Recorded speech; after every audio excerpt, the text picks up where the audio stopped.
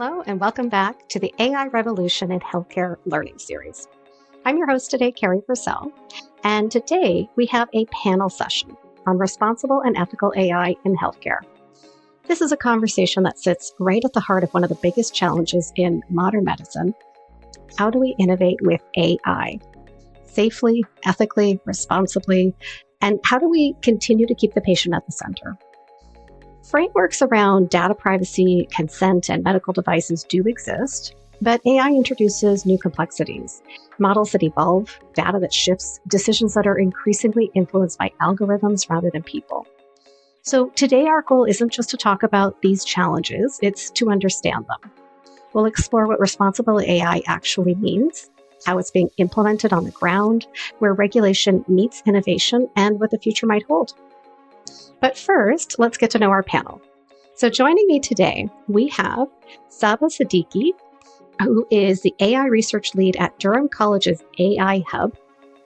We have Dr. Glenn Loomis, a physician and CEO of Query Health. They've developed an AI agent system supporting patients and physicians. We have Natalia Haluszka, who is the head of brand and product development at Adore Eyes, a Canadian luxury cosmetic line using AI in skincare analysis.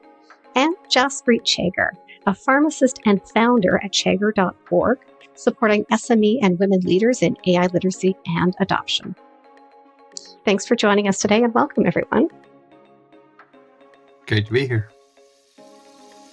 Wonderful. So to get us started, I'd like to actually hear from each of you, just one or two sentences answering this question. What do you think responsible in AI healthcare means? What does that phrase mean to you personally? So let's start with Jaspreet first.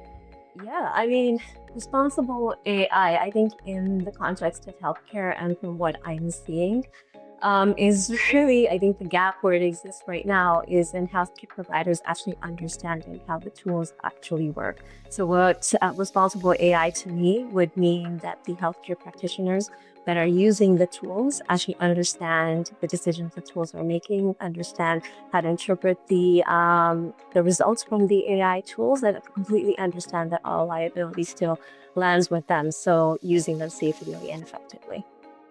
Wonderful. Thank you, Jaspreet. And Saba, from your perspective as an AI research lead? Sure.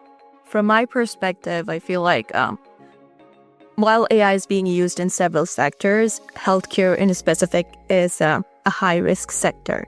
So to me, it's more like when we're implementing AI, we are able to understand it, how these models are working, the transparency behind it. But at the same time, making sure that there is no automation bias. And when I say that, it's more like human is in the loop, right? So while we're implementing these solutions, we're making sure it's not replacing, but augmenting. So that to me is a core principle of responsible AI. Yeah, really, really important. Great. Natalia. For us, AI should be transparent. So how we get to the conclusion, it should be secure because we're dealing here with the privacy. It should be non-biased because there can be biases, especially in our case, based on the skin tone and accessibility as well. But it also should be monitored and governed and improved over the time to remove those biases. Excellent. Good perspective and some of the real world cases that matter. And Glenn, responsible AI in healthcare for you personally and in your work? Yeah, I agree with a lot of what was already said, but I'll say that from my point of view, it's always about the patient and are we protecting the rights and needs of the patient? And I'll take a little bit of a different approach to just also say, I think we also have to look at, are we protecting the rights of the patient by giving them access to what AI can bring? Because if we clamp it down too much, we're actually probably limiting the rights of the patients because AI can bring a lot right now to our patients. So we have to look at both sides of that ledger, and that's what makes this difficult. Yeah, excellent points. Thanks for bringing that up. And as Saba touched on as well, we're talking about AI in healthcare. While there are some parallels to other industries, it is very specific, and we do have a specific risk level. As Glenn pointed out, we also have an opportunity, and in healthcare, it becomes interesting what isn't ethical, because we have to look at that patient safety, and we have to look at when we make an error, what are the actual impacts of those errors. So without that being too much of a leading introduction, let's talk a little bit about how healthcare is different from other industries when it comes to AI ethics. And Glenn, I don't know if you want to start with that one. Sure. I mean, I guess from my point of view, the biggest difference is just sort of most of the other places where we use AI, it's not dealing with sort of life and death decisions every day. And that may be over dramatic. Not every decision we make is life or death. But certainly there's a lot of highly impactful decisions we make. On the other hand, you look at things like, I don't know, full self-driving or, other things, they actually impact people, life and death decisions on a regular basis as well. So it's not like we're the only ones. I think we do have other industries that we can look at to say, how do you balance that need for moving forward with that need for protecting life and health and the sanctity of data. So, those would be my 2 cents. Yeah, that's great. And I'm going to go back to Saba, who did already sort of bring up the idea that from her view across industries, healthcare is different, is high risk. So Saba, from your point of view, things like what happens when we get a false negative or a false positive, and then we choose to act on it in healthcare. Why are some of these ethical and responsibility issues so important or so critical in healthcare? Yeah, that's true. The reason why we get these kind of false negatives and positives are because the bias in the data, for sure. And right now, when we look at how we are collecting data, we do not have any specific methods, procedures, or rules to do that. I mean, we have all these principles there, but there are no, we have frameworks that are basically principles, but there's no way to enforce those rules. There's no clarity. So that's why it's a little different how this data is collected. And you'll see bias as well. And especially in healthcare, this bias can impact how we treat patients, how we get the results. And eventually, when we get there and there is no human oversight, it can go back to the system. And it goes back to the system. That means you're getting more bias within your model, and it keeps getting worse until and unless you notice. So that's one big thing that is happening, and it's another reason for that is AI literacy within our healthcare institutions, right? The capacity and all that. While we are implementing these models within these organizations, at the same time, we do not have a specific people who are taking care of updating, maintaining these AI models, and that's a big risk as well. Yeah, really important. So, I mean, part of what comes out of this conversation is the idea that innovation is exciting and it's important. And there might, to Glenn's point, to Dr. Loomis's point, there might even be an ethical aspect to making sure it is available, right? To not limiting it because it could be in the best interest of the patients.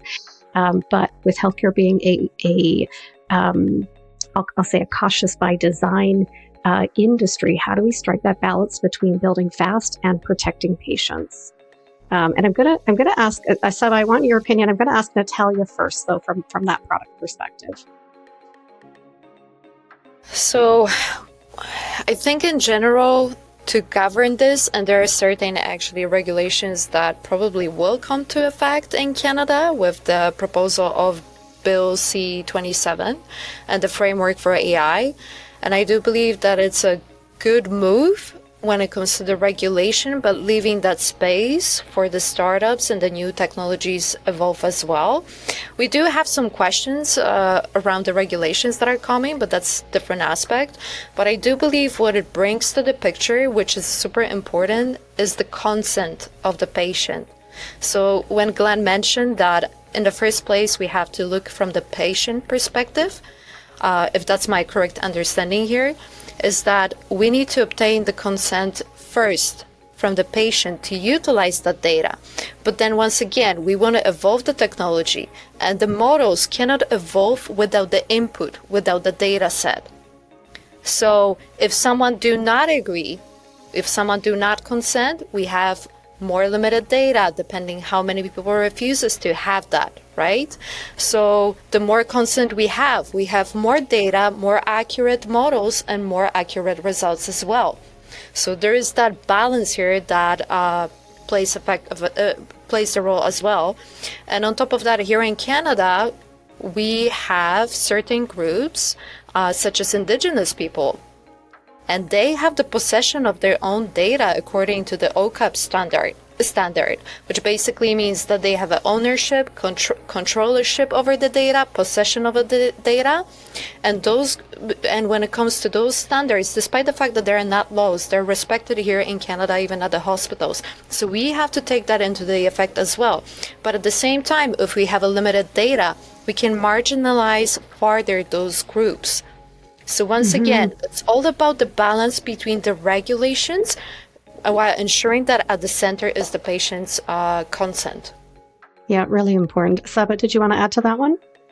Yeah, I would like to add to what Natalia has already mentioned, the frameworks and the principles that are already available. For instance, the compliance principles are the compliance frameworks that we have, like HIPAA, BHIPAA. These were made when are being updated in a way where AI is not a part of it.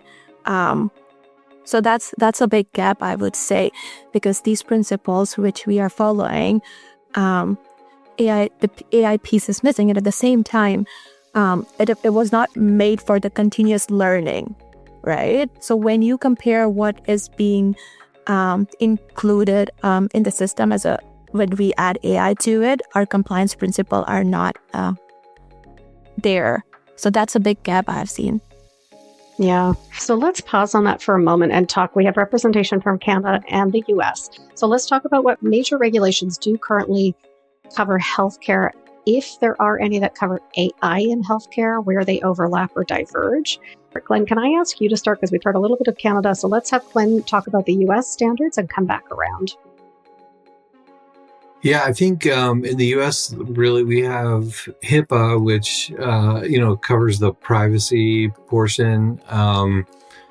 It's arguable about how it exactly applies to AI, but we're trying to basically apply it the same way we apply it to everything else. But there are issues there. I agree with Saba, the continuous learning piece and other things.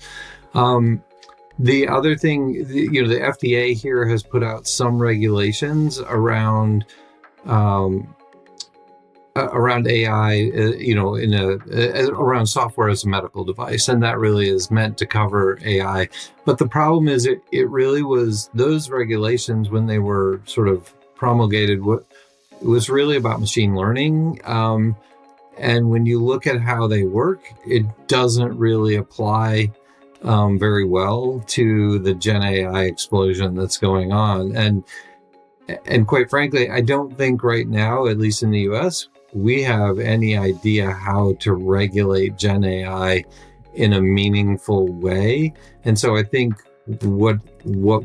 what's happening here is the government is trying to sort of let industry police itself for the moment until we get a better idea of how this is all going to shake out. Because unfortunately, if you use machine learning, if I put the same facts in 10 times, I'll get the same output. But if I use Gen AI, if I put the same facts in 10 times, I will get 10 slightly different variations of output. And so that's very difficult for any regulating body to understand or deal with or set rules to. And from my point of view, I think where we're going to end up, and I've talked to a few experts who sort of agree, is I think we're going to have to end up sort of treating Gen AI the way we treat colleagues, which is, are the outcomes good enough? Are they better than what we get with humans? Are they, we're not going to be able to hold it to a perfect, to a perfect standard, because it really works a lot more like humans than it does like sort of normal computer software. So I don't know. Those are my thoughts on sort of where we are and where we're going from a sort of regulation standpoint here in the US. Very different than part of my business is in Europe, and there it's a completely different ballgame. We're very locked down and very difficult to even put forward an AI program in Europe because they've locked it down so tightly you can't really operate. So it's interesting where everybody's going. So what you're seeing in Europe, is there anything that we could be borrowing in North America? From my point of view, I think they've way gone too far the other way. And so unfortunately, the European patients are going to suffer from my point of view because they're not going to have access, because basically most of the AI companies that I know right now are basically just leaving Europe out because nobody wants to deal with it at the moment. Yeah. So we see the European standard as a very stringent example that really is like a gatekeeper. It's really keeping a lot of options off the table. It sounds like in both the US and Canada, we have some healthcare regulation that is being followed, but isn't covering AI, or again, might be accounting for machine learning, but not necessarily generative AI. And then Glenn had a really interesting kind of example or solution to think about it as a colleague, right? Because we do have standards for what we expect in terms of percentage of accuracy across diagnoses, for example, with humans. And we also have a percentage of reliability for AI. So is that good enough? If we expect a 95% accuracy from a doctor and a AI can do a 96%, is that good enough?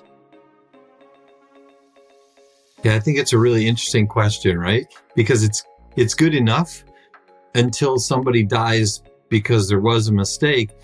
I mean, people die from medical mistakes from humans every day, all day long, right?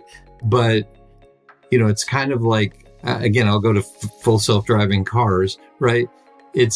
We know they're safer in general than regular human drivers, but when one makes a mistake that causes injury or death, that one mistake gets amplified to such a degree that we forget all of the other ones that were saved because of it. So, is that going to be the same? I don't know. I'm really interested to see whether we as humans can put up with, some deaths or injuries that are caused by sort of machines, even though we know in general it may be doing a better job than humans in general, can we put up with that one use case where it, causes death or injury? And I'm not sure we can or we can't. It's going to be fascinating to see. Yeah, it is. Does anyone else want to offer their opinion on that? Saba? Yeah. So thanks, Glenn, for mentioning it. What you did mention is the transparency layer, right? If the machine makes mistake, the black box model, the Gen AI. So if there is a way that we can add a layer of explainability to what or how AI is behaving, right? So let's say if it's giving a result, how did it make that decision? What were the parameters that were taken in consideration? It won't just only help the practitioners figure out why was something diagnosed, but at the same time, making sure that there's accountability as well. So let's say the major issue right now with AI is, let's say if something goes wrong, who's accountable? The developer, AI model, the practitioner. There is a bit of unclarity, I would say, in this regard as well. So that's a big thing too. Most of us are still using humans in the loop, right? Because there's so much lack of clarity, we're using humans as sort of a last filter to make sure that somebody is looking at it before it goes out the door. But I think it's only a matter of time before some of that human in the loop starts to, fade as people get more comfortable with the outcomes that we're getting. But still, your point's a great one, Saba. I just wanted to add one more thing. Also, if we're able to identify the high risk use cases and low risk use cases where we need to include AI and where we don't. So that would be helpful as well on a standardization. Yeah, so just to add to Saba, for example, when it comes to medical devices, we also have different classification for the medical devices depending on how they are used. And I think it also depends on the use case, as mentioned across. If it comes more of a gathering symptoms, then we have the human in the loop. And in our case, when it comes to carcinogenic, any changes on the skin, we still have to do biopsy. So it's not even just the human right there, the dermatologist diagnosing, but there's also certain data that has to follow to actually complete the full diagnosis. So the use cases might vary depending on what we're trying to achieve, right? Yeah, that's really good context to give us, because a few flags that came up in this conversation are the idea of over-reliance on AI or decision fatigue, right? Even the human in the loop, we do get to the point where we think it sounds pretty good. We've made all of these decisions over and over. We keep seeing it. We just become very comfortable that that's right. Or we're a physician at the end of a 12-hour shift or a 20-hour shift, right? All of these human elements, they fail too.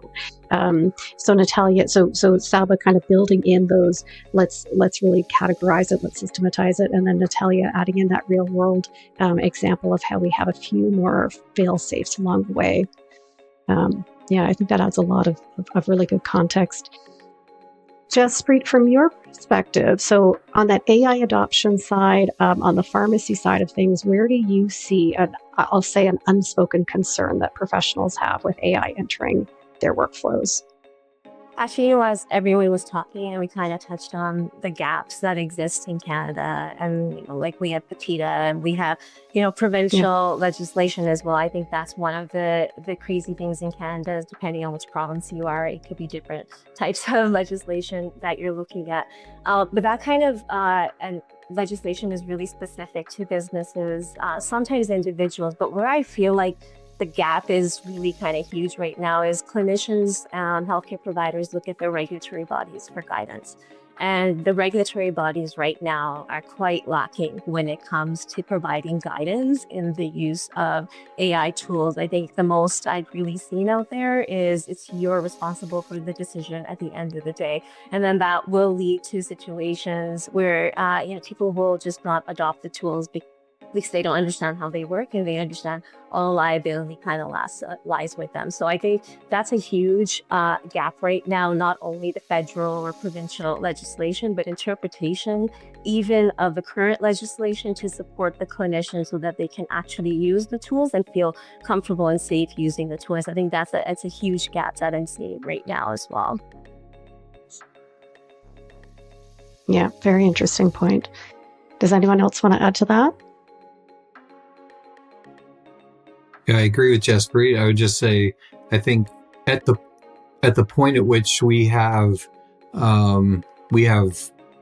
autonomous agents that are going to be giving advice, they're going to have to take that risk. And I think that'll take a little while, because that's going to hold companies back for a while. It's another reason why we're using humans in the loop at the moment, is because the risk ultimately lies with them. But eventually that will change, and then we'll have to deal with it from a regulatory standpoint. Yeah, gonna add quickly here. Natalia, did you want to add? One of the reasons why we still have to keep human in the loop as a safeguard, especially at the very beginning of the technology, is because the models are training themselves based on the data that we feed them. The more data they have, the more accurate they are. And AI is still fairly new, which means in a lot of cases, the data set is not sufficient that we work with. So we still need that safeguard as a human on the other side that will basically safeguard to make sure that there are no biases, there are no misdiagnoses, and we need that especially on the first stage of the development of the AI. That's what I believe.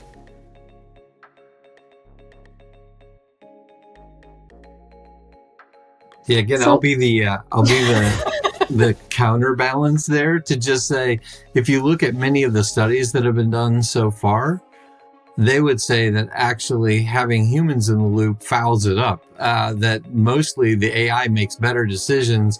And when the humans sort of moderate that decision, that they ultimately make a worse decision, and that they're better off if they sort of go along with the AI. So it's an interesting thing that it's like we do. I find that most of us, we believe we're scientists, but mostly those of us in medicine, we are anecdotalists. I find that we believe one thing, even though we believe that humans will make it safer or better, even though so far the evidence says the opposite, which is fascinating from my point of view, just looking at it. I mean, I fully agree. Isn't that interesting, right? The statistics exactly confirm what she said. Exactly, but I still see biases from my own personal perspective when it comes working on the projects, when it comes to using darker skin tones. There's some areas of AI. I'm pretty sure today ChatGPT is on a totally different level than it was before, but it got highly accepted amongst people. And I do have to admit, sometimes when I have to write the email very fast, I'm going to use ChatGPT and just going to put the bullet points there too. Now, this is healthcare. It's also different. But in our field, specific field, when it comes to analyzing images, we still need that extra safeguard. Now, I'm not saying it's everywhere because that's not applicable, but those are statistics, right? Sometimes they're general. Sometimes we can go a little bit deeper, right? But you're right. You're absolutely right. What I keep hearing is, so we have bias, right? We're very clearly looking at the bias in AI in the data sets and in the responses, the output, and saying, well, there's bias here. We need to try to mitigate that, or we need to account for it, or the human can allow for that.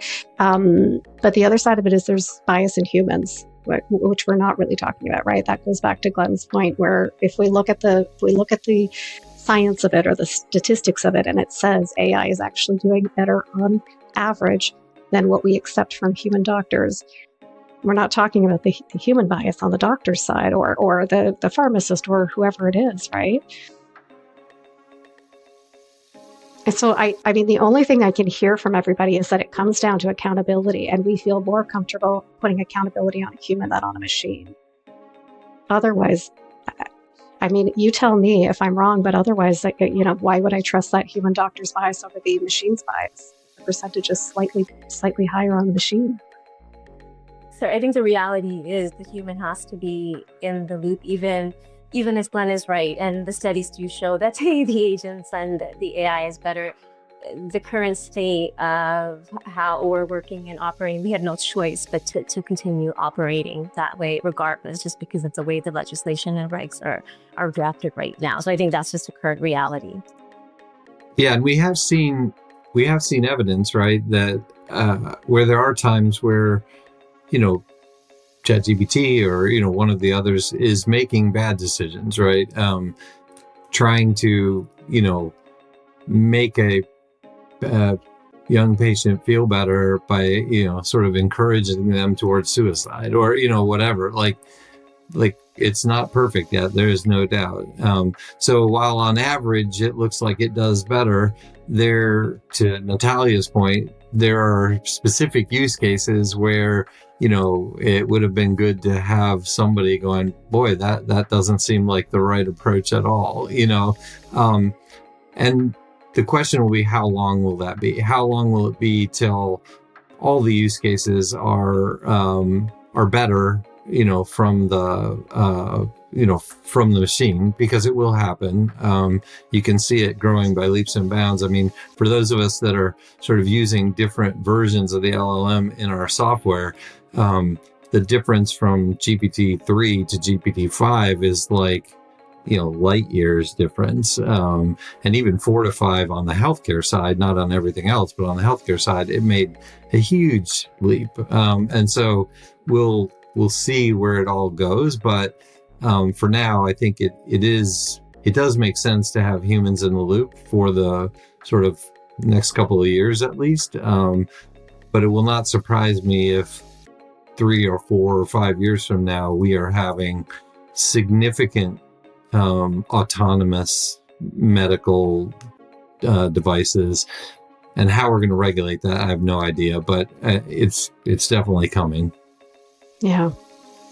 Yeah. So, I mean, a lot of really important debates and concerns and aspects have come up so far. And the trade-offs are what make healthcare AI so complex, but also so important. So, some of this has been theoretical. Let's look at some real world examples or lessons that we can bring forward. The first that I want to ask each of you is if there has been an AI initiative that you had to adjust or pause because of uncertainty about compliance or ethics. So that could be, Natalia, that could be from the product development side. Jaspreet, that could be from the actual adoption side. So let's have everybody give an input or an example if they have an AI initiative that had to adjust or pause because of that uncertainty. And Natalia, let's start with you this time. So I think on our side is just because we are regulated already. Now we have a framework here in Canada. It's not like a one law governing us. There are multiple frameworks that we have to work with. But the project itself is called Skin AI Analysis, right? Now we divide it into two stages. One stage, which is a typical more of an appearance detection of wrinkles, hyperpigmentation, etc. So it's more like esthetician cater. The second stage of that project is basically detecting lesions to be flagged later on to be referred to the dermatologist. Now, one of the pauses that we did is because the models were not ready for example, darker skin tones. The UV detection was not working the same way. Even the technology was not present to be accurate enough. And until we have sufficient data set for it, some of the features are still disabled and they do not work. Another thing is that when it comes to any diagnosis, I'm classifying myself here as a medical device at that point. So there's additional law that I have to follow. But as well, just because Bill C-27 is proposed and there is a part and a section of it dedicated to AI, which is called IDA, we also want to align ourselves ready if this bill gonna be passed. So it's not like regulations do not exist, they might exist, and we want to be proactive ahead of a time, then pay for it later as well. But definitely the issue and the pause on our side was making sure that any detection that we make on the darker skin tones is accurate. And this requires extra work. Now, this is like a live from our perspective, what were the pauses? And of course, aligning with all the changes that will come to Canada. And even when it comes to accountability, it's actually specified that we as a company going to be accountable. Now, here in Canada, we also have a common law, which is a little bit different, right? So that also have an impact. And there's still some questions that we have because, for example, the new law proposes that if we are classified as a high impact, which we will, because we are touching here on the skin cancer, there's also psychological effect mentioned when it comes to the patient. What kind of risk we have here. And this is still quite broad, and it's hard to position yourself as a company as well. So this is our own experience. Yeah, really, really good examples. So just kind of that real world example around the skin color, not getting the accuracy that you're looking for, trying to be future proof, being forward looking in how you design and build responsibly. What are early warning signs in that example that you saw that said, oh, it's not ready to go to market here. We're not getting the performance or the accuracy that we're expecting. Like, what are the warning signs that you saw to make that pause? Well, one of the first reasons was actually the way how the image was analyzed. My friend, who's Jamaican descent with darker skin tone, when we took a UV picture, it was basically showing like entire skin was basically dark and was flat. You cannot analyze anything based on that image. right? And we do know that there are biases even amongst dermatologists when it comes to the darker skin tones. It's actually much harder to capture on the darker skin any changes when it comes to production of melanocytes, effects, etc. But that was one of the first red flags that we saw it. And once we ran model actually, and we saw that we're not capable of producing accuracy that was desirable, because there are certain actually calculations to be made, two types, that you can actually say, okay, we're close to the accuracy, this is the probability, and we were just not getting there, which means that there are certain revisions on the lighting, on the way how you're capturing. They have to be standardized, which means later on they have to be accessible. There are multiple factors coming to the picture here. But that was the first red flag, the picture that I saw, and I was like, yep, that direction, we're still not ready. Yeah. Good. Okay, thank you. Saba, so same question, an example of an AI initiative that has had to pause or adjust because of uncertainty around compliance or ethics. Sure. We didn't have to pause it. One of the, a part of my role is to guide our clients what to do or guide them what can go wrong and how to address it. So one example that we came across is the triage system. Let's say if it's connected to EMR system, right? Thinking little things like a lot of times the minor accounts are managed by their guardians. Let's say they consent and you use that information for any models. What happens if they are at the age they want to pull the data back? What are your plans about that? How are your models going to work? Because at the same time, while you're working with the data, what are you going to do if it's not there, if it's pulled out? So these kind of planning we see a lot of our clients are not aware of, and it does make a difference in designing these solutions. I would like to add to what Natalia initially added. Initially, when we started working with AI, since the continuous learning wasn't a part of the system, the big thing was more data, right? Now that we are at a phase where we need continuous learning and we're feeding system back, it's more about good and balanced data. So now a lot of times you'll hear people say that more data sometimes is not good. We would rather go for good and balanced data. So we are seeing that shift. Good. Thank you. Jaspreet, I'm going to come to you next. Yeah, sure. So I don't do product creation. So I think everyone knows that. My work is in AI literacy, but I have done a lot of healthcare leadership. So my examples kind of go back to that. So last year, 2024, I worked for a fairly big banner in Canada.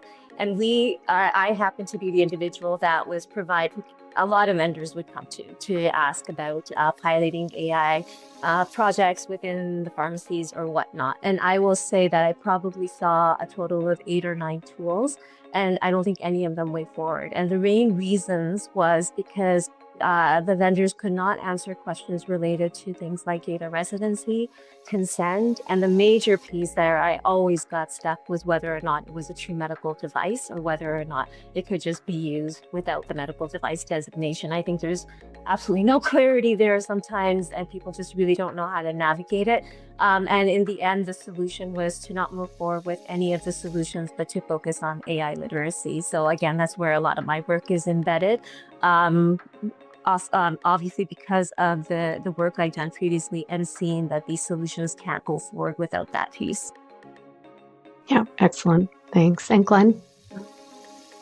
Yeah, I would just say for us, we developed this agent. This agent could go direct to consumer, but because there's so much lack of clarity around what is and is not a software as a medical device, we've chosen to just do it as a B2B with providers rather than try to figure out that mess at the moment. Let the FDA sort itself out, and then we'll figure out where we're going from the D2C side after that. Good. Okay. So I mean, again, we're in that sort of real world. What does it look like? What do we actually? How do we actually move things forward or pause them? Does anybody want to share a real world example that taught you something about AI ethics in practice, either a success story or a cautionary tale?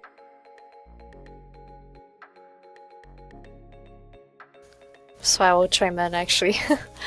So one of the, when we started working with AI Hub, with Saba and her team actually, that time, one of the things that we were doing, we would basically go to multiple clinics to gather the data, of course, with the consent. And we usually would go for open houses organized by the clinics. And I was actually myself there at one occasion. And I do have to admit that I had a tricky situation because, as Jaspreet said, what is the difference? And as Glenn mentioned, between medical device or not, what is the definition of diagnosis, right? Where the diagnosis starts. And it's not as clear as it seems to be. It's not. It's pretty broad. And there's certain jargons that I would say our industry uses to avoid, for example, classification as a medical device. But nonetheless, getting back to that situation, I remember we were doing the skin AI analysis on a person, and I cannot do any diagnosis. I can't, right? Nor I can say what I suspect. That was sensu stricta for the gather of data, saying how your wrinkles look like, what is your age according to AI. So it was more aesthetic, right? But then on the picture, it was, at least to me at that time, but once again, I'm not a doctor, I cannot diagnose this. My knowledge is nothing like Glenn's. But would it seem that the individual had a basal carcinoma?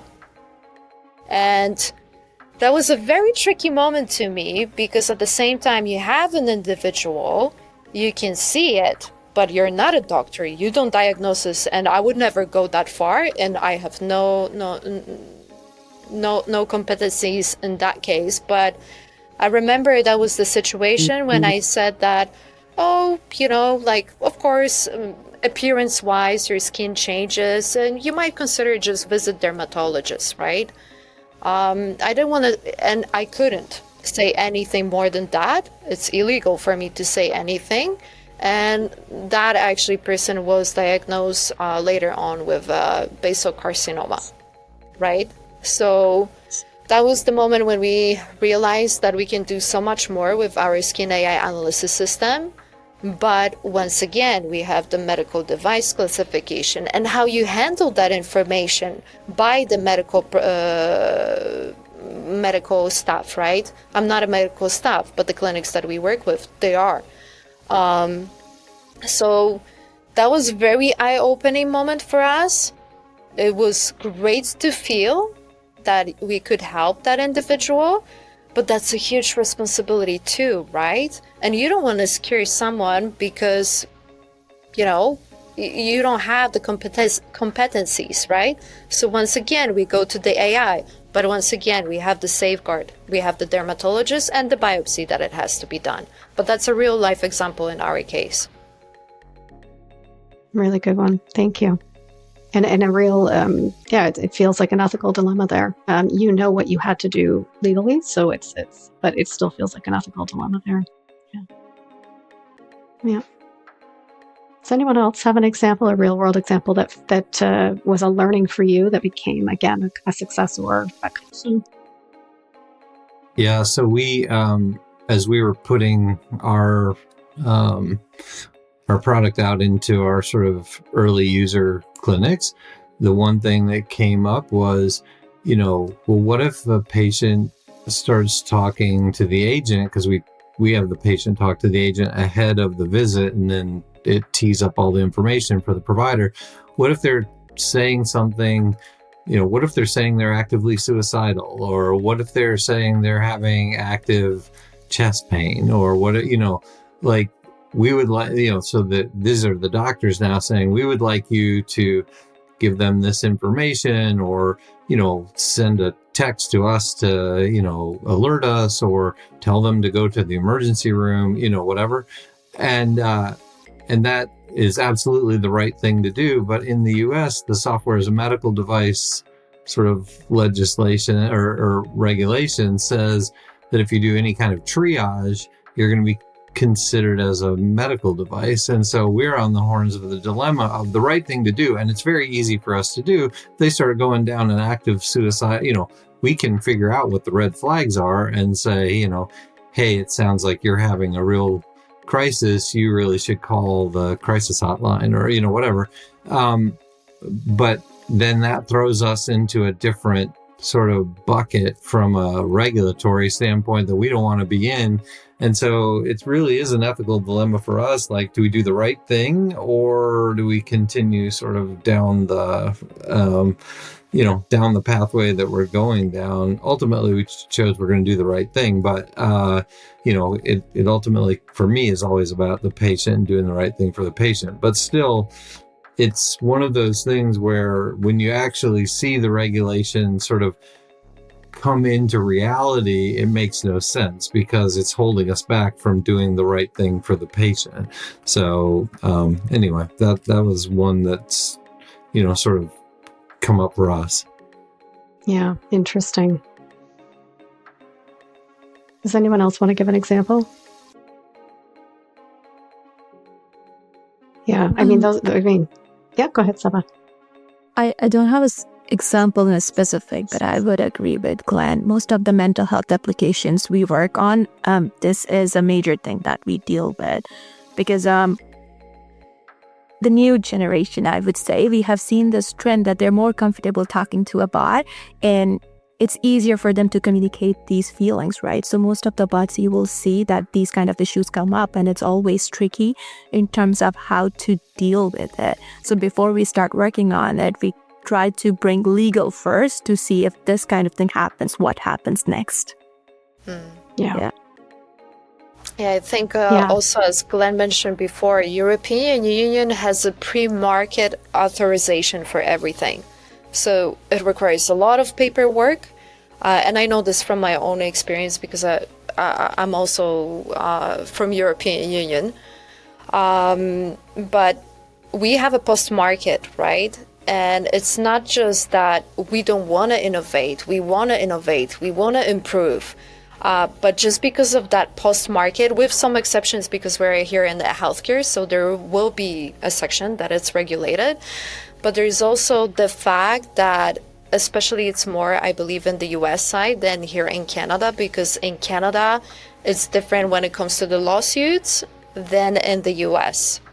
And if you're going to make a mistake, that can hold off the company for a long time when it comes to any mistakes. So it's the ethical aspect. It's we want to innovate, we want to move forward, but there are those safeguards that are not necessarily regulations as per se, but that post-market regulation that sometimes can affect in the lawsuit itself. Good points. So I know there's a lot of complexity there, right? There are some interesting points that have come out about, we talk about gaps in regulation, we talk about, the pace of regulation, then we talk about when it actually comes into practice, it isn't necessarily done the way that we need in the real world, right? It prevents the right way to do things, or it really puts some roadblocks up that make it very difficult in healthcare to operate. So there's a lot there that's still being answered. And as we look forward, there's going to be change. We know with AI, the pace of change is only accelerating. As we see generative AI, predictive AI, agents, agentic AI becoming embedded across healthcare, there are going to be all kinds of new questions that are emerging. And many of you are talking about looking forward. So let's get each of you some perspective on what changes you expect coming forward in the next few years. This can be regulatory, which some of you have talked about. It can be changes in the technology. It can be changes in culture. So let's do one round on that question. What changes do we expect? Again, either on the regulatory, technology, or cultural side. So there's this pre-AI, AI part, and there is post-AI part. I'm more focused on that in terms of regulations, because right now we're focusing more on building these models, integrating it. But what happens once it's integrated? Are we prepared for that? For example, Natalia mentioned some examples about the skin and how the data wasn't balanced. So we are constantly adding more images to it. Do we have individuals within teams who can manage that? And do they have the literacy? So the capacity building is the key, but at the same time monitoring as well. And that answers the questions about validation, right? The performance as well, the human bias. If you're not monitoring what's happening with the model, with constant updates and all that, how do we address that? If you're not able to detect that bias, how are we going to do that? So if we can have more robust frameworks and rules and regulations about what we are doing post AI after deployment, that would be great. Interesting. Okay, great. Who wants to jump in next? Well, I think especially after the first session of the podcast and where this question occurred, it got me thinking on multiple levels, actually hearing all the perspectives of all the speakers and going more and more deep down. We could generalize what is going to happen in the future, and I do agree with Glenn. There's going to be much more autonomous AI in some fields, while there's still, I believe, at least from the perspective here in Canada, there's going to be that human in the loop model where we still going to have that as a safeguard. However, going back to this post-market regulation, I do believe that we still going to have much more freedom and we will be much more advanced than some other markets, which also going to give us a lot of advantage, not just from the side of the AI, but from the patient's perspective as well.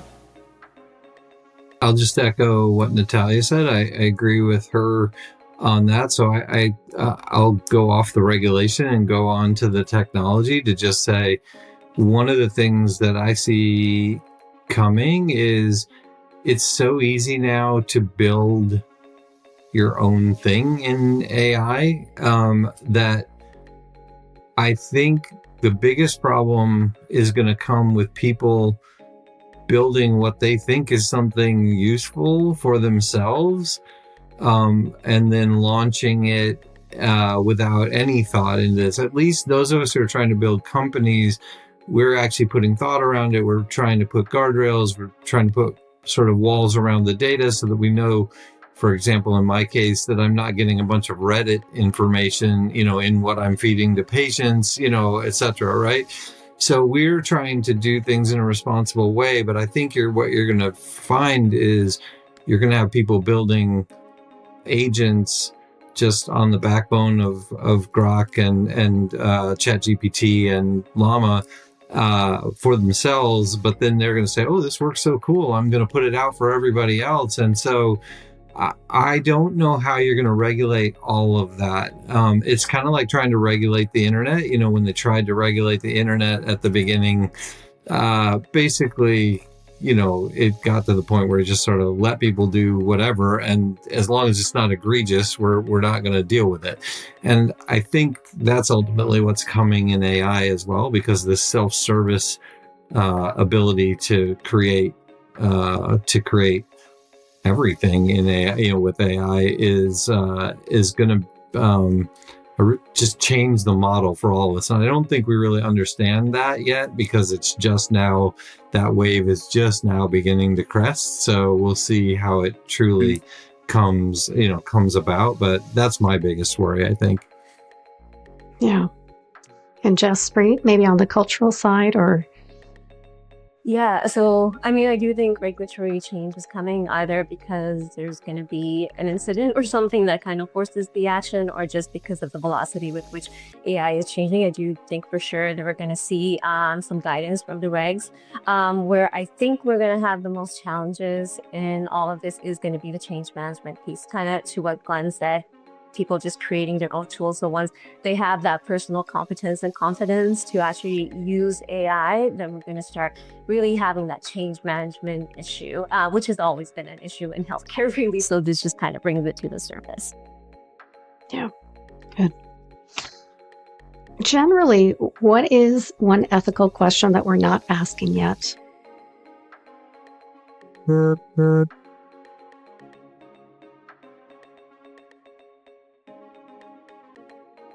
I think the biggest ethical question from the medicine side of things is what happens when AI is clearly better than humans? And then it goes beyond that to say, what happens when AI inside of robots is clearly better than humans? I think we have no idea what we're going to do about that. And I realize that sounds pretty sci-fi, but my guess is both of those are less than 20 years, and the first one is probably less than 5 years. And so that, to me, is a big question. You know, we as humans, we often do things, right? We build the nuclear weapon and then we decide, oh, should we have done that or not? And I think this is another one of those. You can't hold science back, but I don't think anybody has really asked the question, should we be doing this? Just, well, we can, so we are. And then we'll get there, and then we're going to decide what we're going to do about it, you know? So I just think that's a really interesting question looming out there for us. One thing I was thinking about, like as everyone was talking, was just the fact that, you know, for the first time in healthcare, patients will have access to so much content and information right at their fingertips as well. And how does that change safety and ethics in healthcare overall, right? Like just having information that you can access just like that. Like, I mean, we already have issues in healthcare with people going to Google and, you know, doctors having concerns with that. So while everyone was speaking, that was one of the things that was really kind of clear to me, that for the first time probably in history, on the patient side, self-diagnosis and being able to do self-treatment is probably greater than ever. So how does that change the dynamics of healthcare altogether? Well, I think from my perspective, I do agree with Jaspreet and Glenn. And just to add to it, what I find it very interesting right now that it's happening, especially just because we take pictures of faces, we do analyze them, we do have a consent for that. But it's interesting to see how some countries are reacting when it comes to the data management. And for example, I'm not sure which Scandinavian country introduced that, but right now you can copyright your face. And I remember the same dilemma when I was working in IT 10 years ago, and I was working on mobile location analytics, and there were also face location analytics that are right now incorporated at the airports.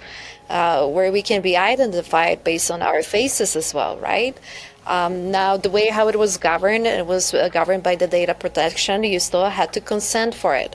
But the truth is that the technology out there in the public spaces and in the public, you have different rights.